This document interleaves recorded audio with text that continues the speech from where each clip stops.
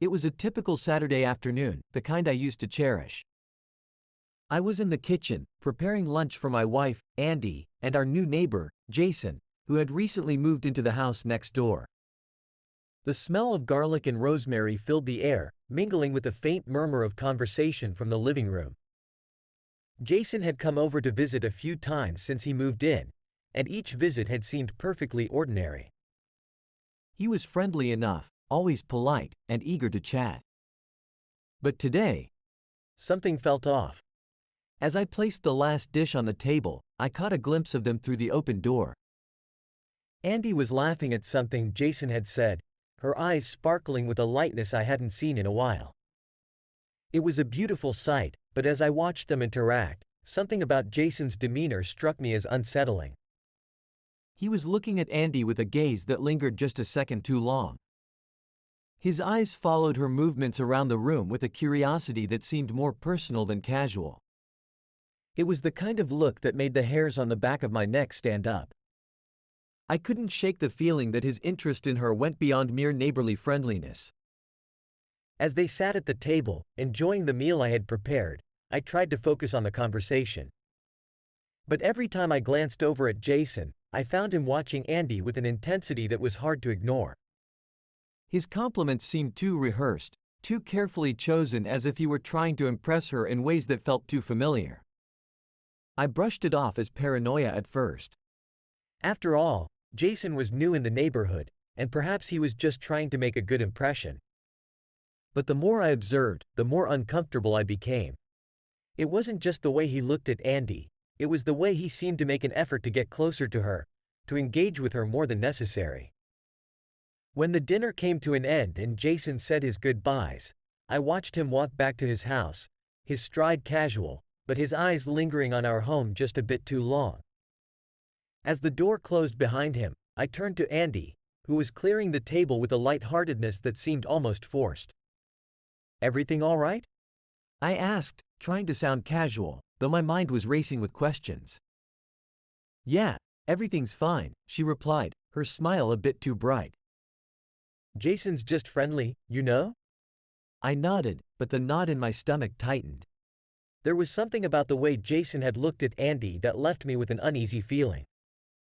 It wasn't just the lingering glances. It was the sense that something was simmering beneath the surface. Something I couldn't quite put my finger on. As I watched Andy move around the kitchen, humming softly to herself, I couldn't shake the suspicion that today's visit had been more than just a friendly neighbor dropping by. Something was off, and I needed to find out what it was before it was too late. The days following Jason's visit were filled with a growing sense of unease.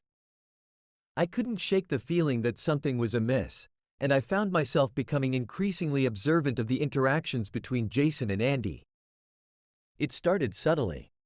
I noticed that whenever Jason came over, his conversations with Andy were unusually warm and personal. They exchanged smiles that lingered a bit too long, and their laughs seemed to carry a hidden intimacy.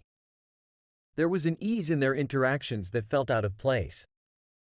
One evening, I was working late in the home office, trying to finish up some reports, when Jason stopped by for one of his routine visits. I could hear their conversation through the thin walls, and it struck me how differently they spoke to each other compared to the way they interacted with me. Their voices were softer, their laughter more frequent, and their words carried a familiarity that made me feel like an outsider in my own home. "How was your day, Andy?" Jason's voice was low and smooth, carrying a hint of concern that seemed overly personal. "It was all right," Andy replied, her tone light but tinged with something I couldn't quite place. "Busy, but you know how it is." "Anything I can do to help?" Jason offered, his voice almost too sincere, as though he genuinely cared about her daily troubles. I listened to their exchange with growing discomfort. There was an emotional depth in their conversation that seemed inappropriate for neighbors who had only known each other for a short time. Jason's questions and comments were not just friendly, they were almost intimate, revealing a level of concern that felt misplaced. The next day, as I prepared dinner, I noticed that Andy was texting on her phone more frequently than usual. I tried to glance over her shoulder, but she was careful to shield her screen. Each time she received a message, she would smile, her face lighting up with a warmth that she didn't seem to reserve for me. I decided to keep a closer eye on Jason's visits. I made a habit of finding excuses to linger around when he came over. Whether it was checking the mail or doing some yard work, I always tried to be nearby, overhearing bits of their conversations and noting their body language. On one particular evening, Jason arrived with a small bouquet. He handed them to Andy with a smile that spoke of something more than mere neighborly friendliness. Andy's eyes widened in surprise, and she accepted the flowers with a blush that seemed too genuine. As they chatted, I overheard snippets of their conversation. Jason spoke of shared memories, of times they'd supposedly spent together that I knew nothing about. His compliments were soft but laced with a sense of familiarity that seemed to cross boundaries. "Remember that restaurant we talked about?" Jason said, his voice low. "I was thinking we could go there sometime, just you and me." Andy giggled, her face flushed. "That sounds lovely." I felt a pang of jealousy and concern. The way Jason looked at Andy, the way they spoke to each other, there was an undercurrent to their interactions that felt both intimate and dangerous. It was as if their relationship was developing a closeness that went beyond friendly neighborly behavior. Each day, the growing familiarity between Jason and Andy became more apparent, and I couldn't ignore the creeping sense of dread that accompanied every interaction. The gentle tones, the personal questions, and the shared laughter all hinted at a bond that was becoming increasingly difficult to ignore. The more I observed, the clearer it became, something was brewing between them, and it wasn't just friendly conversation. The more I observed Jason and Andy, the more my suspicion turned into a palpable sense of dread. It was clear that their interactions went beyond mere neighborly chat. The ease with which they conversed, the warmth in their voices, it all suggested something more insidious. I knew I needed more concrete evidence, something that would definitively reveal what was happening behind closed doors. So, I made a decision that I'd been reluctant to consider. I would install hidden cameras in the house. It felt like a breach of privacy, but my instincts told me it was necessary. I needed to know the truth, no matter how unsettling it might be. One evening, after dinner, I began my covert project. I had spent days researching the best hidden cameras for home use, compact, discreet, and reliable recording capabilities. I carefully chose locations around the house where they would be unobtrusive but effective. I started with the living room, where most of the interactions between Jason and Andy seemed to take place. I placed a small camera inside a decorative vase on the mantel, ensuring it had a clear view of the seating area. The camera's lens was hidden behind the vase's intricate design, making it nearly impossible to spot. Next, I moved to the kitchen. It was a high-traffic area where Andy often lingered, and I needed a camera here to capture any conversations or exchanges that might occur. I found a spot behind a framed picture on the wall, which perfectly covered the area near the counter where Andy and Jason often stood. Finally, I installed a camera in the hallway, which connected the living room and the kitchen. This location would help me track the movement between rooms and capture any interactions that might take place as they moved through the house. As I set up each camera, I felt a growing sense of unease. I was intruding into my own home, violating the trust and privacy that should have been the foundation of my relationship with Andy. But the mounting evidence of something more than friendship pushed me forward. Once everything was in place, I spent the next few days meticulously reviewing the footage. Each camera provided a different perspective, and I was determined to catch every detail. The first few days yielded nothing more than mundane activities. Andy and Jason exchanged pleasantries, had casual conversations, and enjoyed the occasional cup of coffee together. There were no overt signs of anything inappropriate, just the same warm and seemingly innocent interactions that had been troubling me. But then, on the fourth day of surveillance, something changed. I caught a glimpse of Jason arriving at our house after hours when I knew both Andy and I were supposed to be out. The footage showed him entering through the front door, which was unlocked. I fast-forwarded through the recordings, trying to piece together what had happened during his visit. I saw him and Andy talking in hushed tones, their proximity too close for comfort. Jason's hand brushed against Andy's arm in a way that was far from casual. The way they leaned into each other, the lingering touches, it was clear that their relationship had crossed a boundary. The most disturbing footage came later that evening. Jason and Andy sat on the couch together, their conversation growing more intimate. Jason's hand rested on Andy's knee, and he pulled her closer as he spoke. Andy's response was a mixture of laughter and shy glances. It was as if they were in their private world, oblivious to anything else. I watched in disbelief and anger as the evidence of their betrayal unfolded before me. Each frame was a painful reminder of the trust that had been broken and the intimacy that had developed in my absence. I paced the length of the living room, my mind racing as I replayed the footage from the hidden cameras. 12 years. 12 years of marriage, and now it felt like everything had been reduced to a cruel joke. The images of Andy and Jason together, their clandestine touches and whispered conversations, were burned into my mind. The house was eerily quiet, but the silence only served to amplify my fury. The betrayal I felt was a searing, raw pain, and I struggled to contain the storm of emotions churning inside me. How could she do this to me? How could she shatter the life we had built together? All for some fleeting affair with our new neighbor? I stormed through the house, my footsteps heavy with anger. Every room felt tainted now, a reminder of the life that had been so irrevocably marred. I found myself standing in the kitchen, where I had installed one of the hidden cameras. The same kitchen where Andy and Jason had shared so many conversations, so many stolen moments. The memories of our life together, family dinners, laughter, quiet evenings, flashed before my eyes. How had everything turned into such a nightmare? The very thought that Andy, the woman I had loved and trusted, could be involved with someone else, was incomprehensible. It was like a betrayal of the deepest kind, one that I had never imagined could happen to us. I clenched my fists, fighting to control the rage that threatened to consume me. The footage was a stark reminder of the depth of her deceit. The way she had looked at Jason, the way she had leaned into him, made my blood boil. Each moment captured on camera was a testament to the lies she had spun, the trust she had broken. In a fit of anger, I grabbed a vase from the counter, the very one that had hidden the camera. I hurled it against the wall, the sound of shattering glass echoing through the empty kitchen. It felt almost cathartic, releasing a fraction of the rage that had built up inside me. I collapsed onto a chair, my head in my hands, struggling to steady my breathing. I felt betrayed and hollowed out as if a part of me had been ripped away.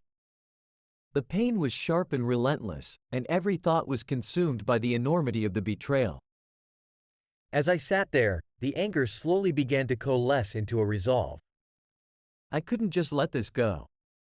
I needed to confront Andy and Jason, to lay bare the truth and make them understand the depth of their betrayal. The thought of facing them was daunting, but it was necessary. They needed to see the consequences of their actions, to grasp the pain they had inflicted. I took a deep breath, trying to calm the storm within me. The path ahead was clear. I would confront them with the evidence I had gathered. Force them to face the reality of what they had done and reclaim the control that had been so ruthlessly taken from me. The time for anger would soon pass, and the time for action would begin. 12 years of marriage deserved more than silent suffering. It deserved acknowledgement, closure, and a reckoning for those who had so callously undermined everything we had built together. The shock and anger that had consumed me over the past few days began to coalesce into a singular purpose. I needed to make Jason and Andy face the consequences of their actions. The betrayal had cut deep, and I was determined to ensure that both would understand the gravity of what they had done. The first step was to devise a plan that would expose their affair and hold them accountable. I wanted a course of action that would not only bring them to face their actions but also ensure that their lives would be significantly impacted.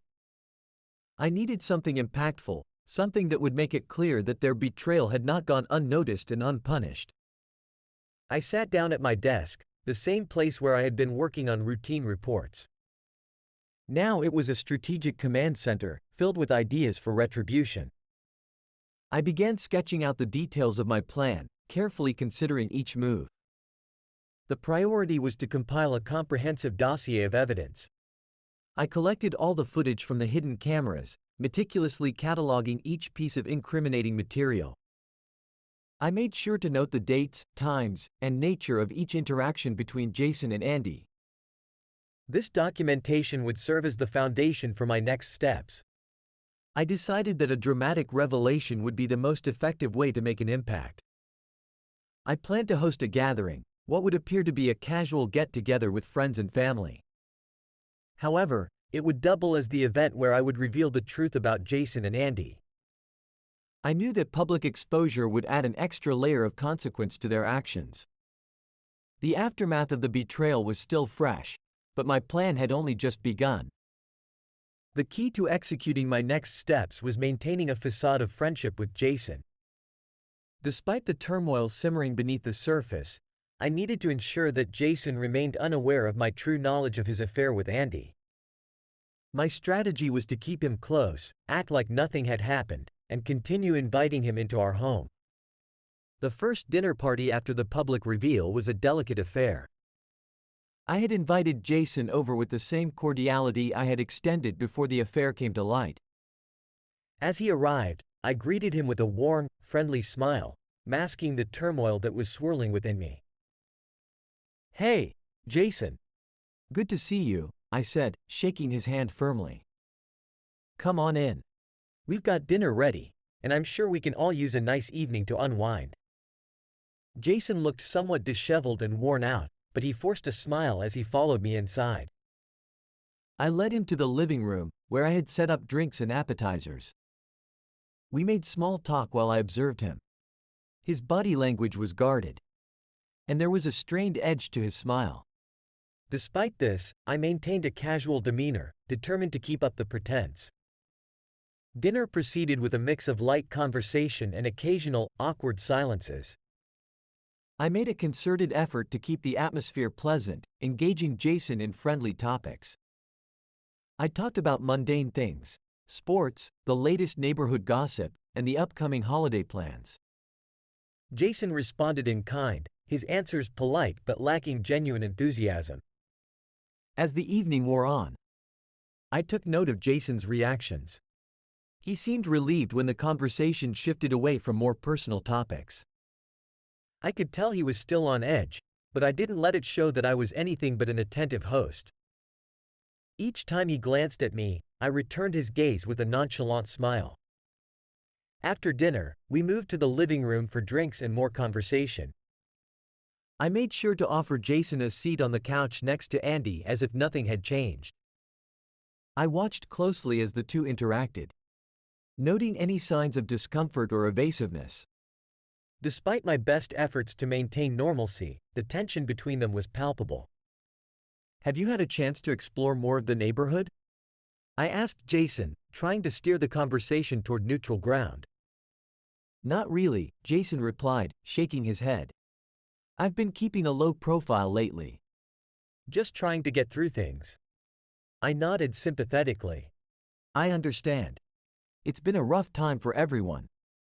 If you need any help settling in or if there's anything we can do, just let us know." Jason's eyes flickered with a mix of gratitude and apprehension.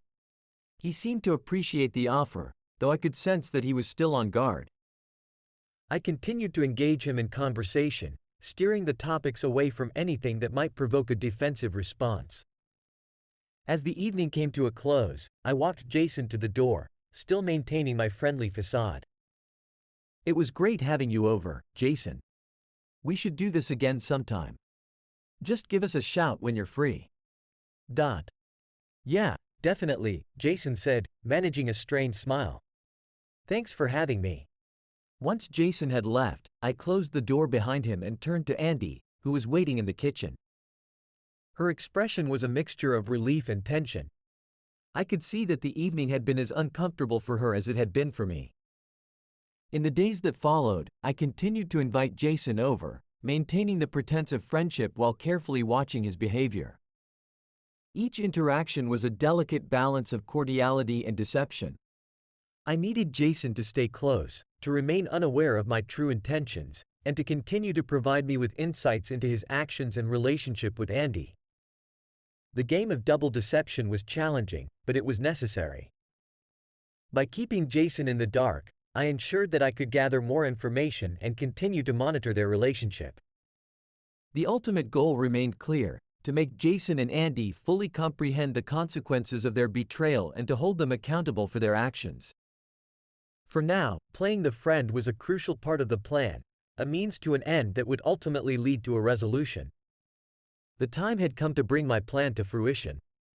After weeks of playing the unsuspecting friend and carefully monitoring Jason and Andy's interactions, I was ready to execute the final stage of my strategy.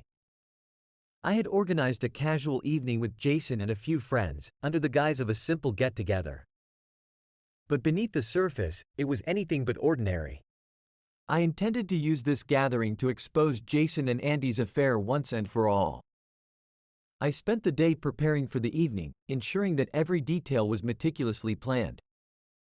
I arranged the living room to create a relaxed atmosphere, complete with comfortable seating, drinks, and snacks. I invited a small group of friends, those who were close enough to support me but not too involved to draw unwanted attention. As the guests began to arrive, I greeted them warmly, engaging in light conversation to set a comfortable tone for the evening. Jason was among the invited, and his presence was crucial for the reveal. He arrived on time, looking somewhat subdued but friendly. I welcomed him with the same casual demeanor I had maintained throughout our interactions. Once everyone had settled in, I made sure to casually mention that there would be a surprise later in the evening. This was a carefully crafted hint to pique everyone's curiosity without raising Jason's suspicions. In the meantime, I had prepared a separate room, where I had installed a hidden camera. This room was intended to capture any confidential conversations between Jason and Andy. I had placed the camera discreetly, ensuring that it was well hidden but capable of recording clear audio and video. As the evening progressed, I subtly encouraged Jason and Andy to take some time alone in the designated room. I made sure they felt comfortable and relaxed, ensuring they wouldn't suspect anything out of the ordinary. After a few hours of casual conversation and drinks, I decided it was time for the surprise. I called everyone into the living room, where I had set up a projector and screen for a presentation. My friends looked curious, and Jason appeared intrigued but unsuspecting. "All right, everyone," I said with a friendly smile. "As I mentioned earlier, we have a little surprise tonight. I've put together a presentation of some recent photos and videos that I think you'll find interesting." I started the presentation by carefully selecting the most impactful footage and images from the hidden camera recordings.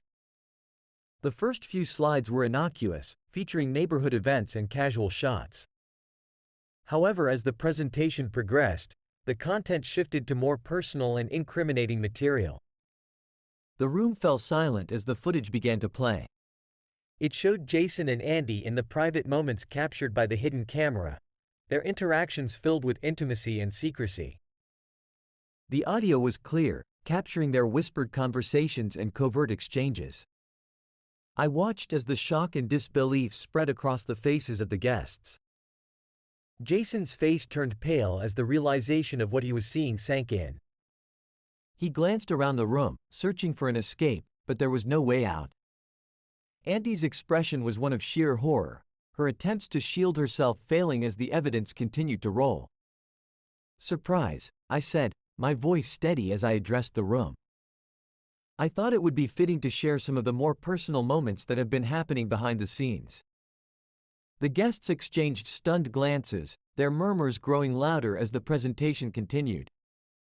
The gravity of the situation was undeniable, and the impact was immediate. Jason and Andy were exposed, and the evidence was irrefutable. As the presentation concluded, I turned off the projector and faced Jason and Andy. The room was thick with tension, and the guests were visibly uncomfortable. I could see the weight of the betrayal on their faces, and I knew that the message had been received. "I hope this clears up any confusion," I said calmly. It's important that everyone understands the full extent of what's been happening. Jason and Andy tried to gather their composure, but the damage was done. The evening had been a carefully orchestrated act of retribution, and it had achieved its purpose. They were now facing the consequences of their actions, publicly exposed for their betrayal.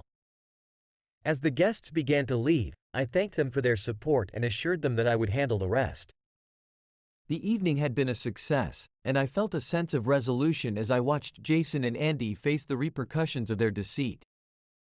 The final act was complete, and the path to closure was now clear. I had confronted the betrayal head-on and made sure that the truth was known. The journey ahead would be one of healing and rebuilding, but for now, I could take solace in knowing that justice had been served. The evening's revelations were just the beginning. The public exposure of Jason and Andy's affair was a necessary step, but I knew that a personal confrontation was required to fully address the betrayal and ensure that Jason understood the full extent of his actions. It was time to have a frank, face-to-face conversation with Jason. I arranged for a private meeting with Jason the following week. I chose a neutral location, a quiet cafe on the edge of town, where we could speak without interruptions. It was a place where we could be alone, away from the prying eyes of neighbors and friends. I made sure that the meeting was scheduled at a time when I was certain we would have ample opportunity to talk without being disturbed. When Jason arrived, he looked visibly apprehensive. He greeted me with a forced smile, and I could see the lingering discomfort from the previous evening's events. We exchanged pleasantries, and I gestured for him to sit at a corner table, where we could have some privacy. After we settled in and ordered our drinks, I took a deep breath and began to speak. My tone was calm but firm, determined to convey the seriousness of the situation without letting my emotions overtake me. Jason, I began. I wanted to meet with you to discuss what happened and to make sure you fully understand the impact your actions have had on my life. Jason shifted uncomfortably in his seat, his gaze dropping to his coffee cup. I know I owe you an explanation, Chuck. I'm sorry for everything.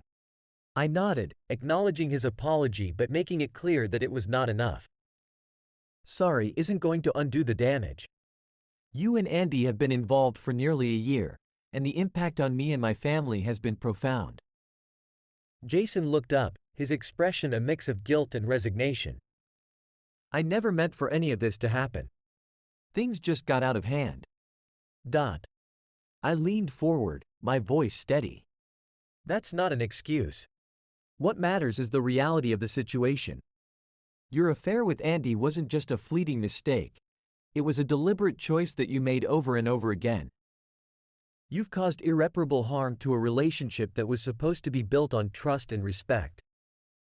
Jason's face flushed with embarrassment, and he nodded, unable to meet my gaze. I know. I've been a fool. There was a long silence as Jason absorbed what I had said. He took a deep breath, his shoulders slumping as he nodded slowly.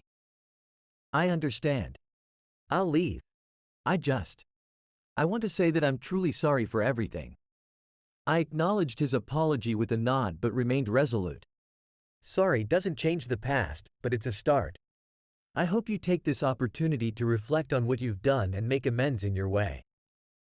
With that, our conversation drew to a close. Jason stood up, visibly shaken but resigned to the decision. We exchanged a final, formal handshake. And he left the cafe, his departure marked by a quiet resignation. As I watched Jason leave, I felt a mixture of relief and exhaustion. The confrontation had been necessary, but it was not an easy task. I knew that the process of moving on and rebuilding would be long and challenging, but I felt a sense of closure knowing that I had taken the necessary steps to address the betrayal. The road ahead would involve healing and reflection, both for me and for my family. But for now, I could take solace in knowing that I had confronted the betrayal head-on and taken decisive action to ensure that Jason's presence no longer posed a threat to our lives. The chapter with Jason was closed, and it was time to focus on rebuilding and moving forward. The personal confrontation with Jason had been a critical step in confronting the betrayal, but it wasn't enough for me. I needed to ensure that Jason's actions were fully exposed and that the community understood the extent of the deceit. To truly hold him accountable, I decided it was time to make a public statement. After our meeting, I spent several days wrestling with the decision. The thought of dragging the affair into the public eye was daunting. But it was necessary to ensure that Jason faced the consequences of his actions. I had already seen the impact of his betrayal on my own life. Now it was time for the community to be aware of the disruption he had caused. I made up my mind to organize a neighborhood gathering. It was a common practice in our community to hold meetings to discuss various issues, and I knew that using this forum would allow me to address everyone at once. I carefully planned the event, ensuring that it would be informal yet impactful. The gathering was scheduled for a Saturday afternoon, a time when most of the neighbors would be available. On the day of the meeting, I prepared a presentation that included all the evidence I had collected: photos, videos, and recordings that detailed Jason and Andy's affair. I made sure that the presentation was factual and devoid of unnecessary emotion, focusing on the reality of the situation rather than personal vendettas. As the neighbors arrived, I greeted them with a friendly but somber demeanor. The atmosphere was initially light, with casual conversation and catching up, but the mood shifted as I began to address the group.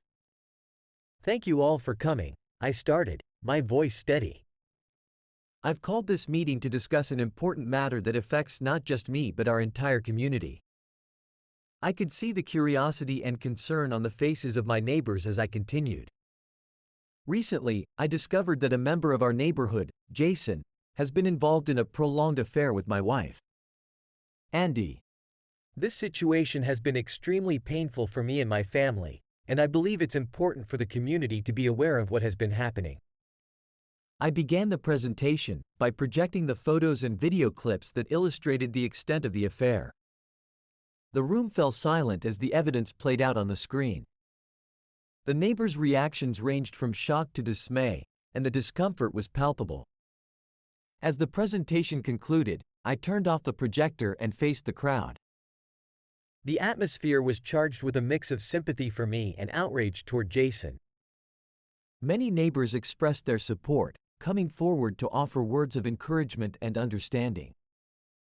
Jason, who had been watching from the edge of the crowd, was visibly uncomfortable. His face was flushed, and he avoided eye contact with everyone.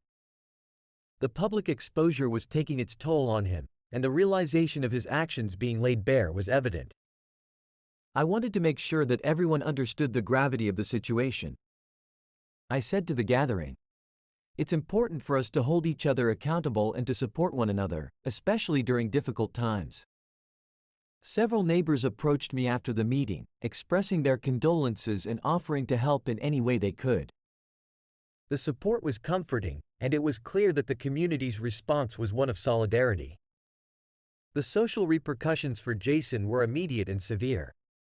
News of the affair spread quickly through the neighborhood, and he found himself facing the collective judgment of the community. The social ostracism was evident as he struggled to interact with neighbors and attend local events.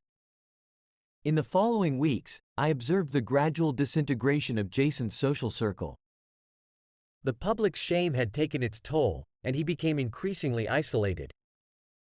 The neighborhood, once welcoming, had turned against him, and his ability to live a normal life was severely compromised. For me, the social disclosure served as a form of catharsis. It allowed me to regain control and ensured that Jason's actions did not go unnoticed. The public acknowledgement of the affair provided a sense of closure, reinforcing the reality of the consequences he faced. With the matter addressed publicly, I focused on moving forward. The support from the community and the closure from the public exposure helped me navigate the healing process. I continued to rebuild my life and strengthen my relationships with those who had stood by me. Jason's departure from the neighborhood was a necessary step in the journey toward recovery. The chapter of betrayal and public reckoning had come to an end, and I was determined to embrace the future with renewed strength and clarity. The public exposure of Jason and Andy's affair had set the stage for the next crucial step in my journey, the divorce.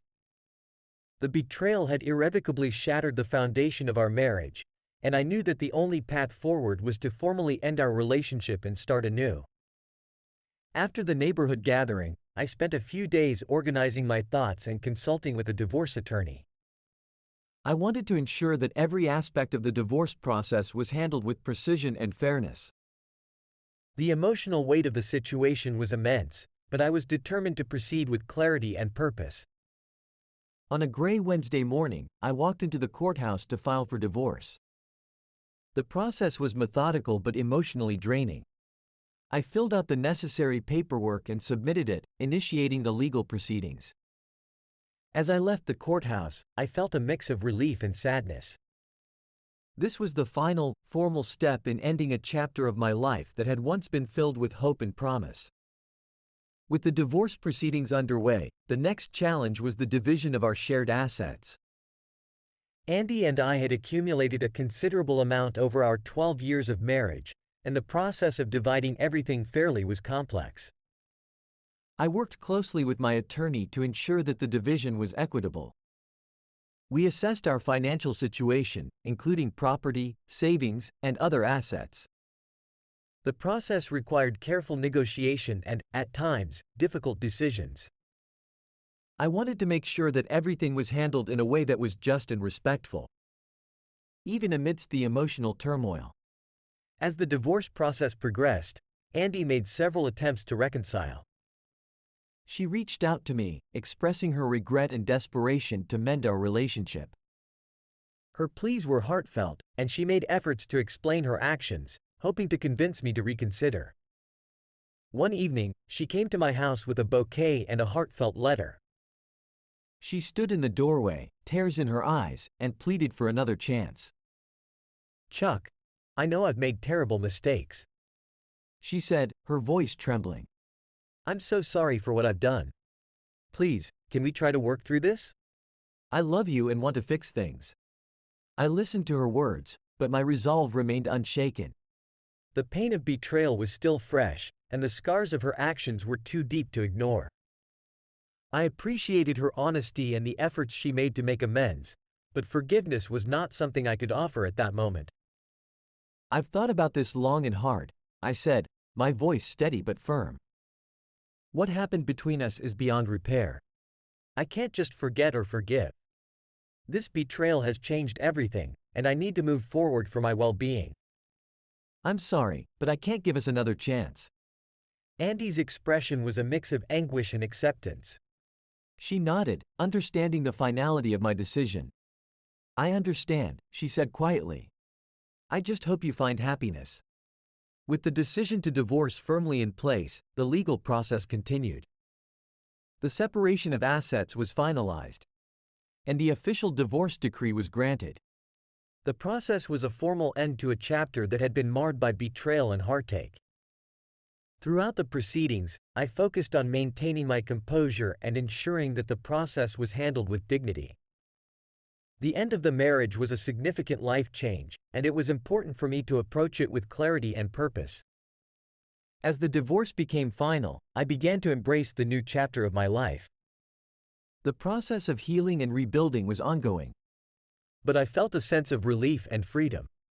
The separation had been necessary for my personal growth and well-being. I surrounded myself with supportive friends and family, focusing on the positive aspects of my life and the opportunities that lay ahead. The betrayal had been a devastating experience, but it had also catalyzed change and growth. The path forward was one of self-discovery and renewal. The journey was far from over, but I was determined to move forward with resilience and hope. The final separation was not just an end but a new beginning, and I was ready to embrace it fully. With the divorce finalized, the next chapter of my life began. The end of a 12-year marriage marked a significant turning point, but it also opened the door to new opportunities and self-discovery. It was time to shift my focus from the past and concentrate on rebuilding my life from the ground up.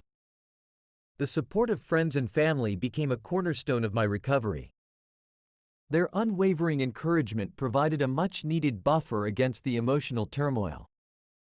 They reached out with offers of help, and their presence was a constant reminder that I was not alone in this journey. I spent more time with those who had stood by me through the difficult times. We shared meals, conversations, and laughter, which helped to heal the emotional wounds. The companionship and understanding of loved ones played a crucial role in navigating the complexities of the aftermath of the divorce. In addition to leaning on my support network, I began to rediscover and embrace my interests. Hobbies that had been neglected during the turmoil of the past year came back into focus. I reconnected with my love for woodworking, a passion I had set aside for too long. I dedicated weekends to working on new projects, creating furniture pieces that were both functional and aesthetically pleasing. The process of crafting and building brought a sense of fulfillment and peace. It was a form of therapy that allowed me to channel my energy into something positive and productive. As I moved forward, I also took the opportunity to explore new interests and experiences. I started attending local community events, joining social groups, and engaging in activities that were both stimulating and enjoyable. I found joy in meeting new people and immersing myself in activities that had always intrigued me but that I had previously overlooked. Travel became another avenue for growth and exploration. Short trips and weekend getaways allowed me to experience different places and cultures, broadening my perspective and rejuvenating my spirit. Each new experience was a step toward reclaiming my sense of adventure and excitement. The process of rebuilding my life was both challenging and rewarding. As I moved through the stages of healing, I focused on creating a balanced and fulfilling life. The lessons learned from the past became guiding principles for the future, helping me to navigate relationships and opportunities with greater clarity and purpose. The completion of the divorce and the resolution of past issues brought a profound sense of relief and freedom. I felt a renewed sense of purpose and possibility. The past was behind me, and I was ready to embrace the future with optimism and hope. As the final details of the divorce settled, I looked forward to the future with a sense of accomplishment and renewal. The journey had been arduous, but it had also been transformative. I emerged from the experience with a deeper understanding of myself and a stronger resolve to pursue a life filled with meaning and joy. The new chapter was not just about moving on from the past but about actively creating a future that aligned with my values and aspirations. I felt a sense of pride in having navigated the challenges and emerged stronger on the other side. In the end, the story of my life had come full circle. What began as a painful ordeal had led to a renewed sense of self and a promising future. I embraced the new beginning with open arms, confident in my ability to build a life that was rich with possibilities and grounded in personal growth.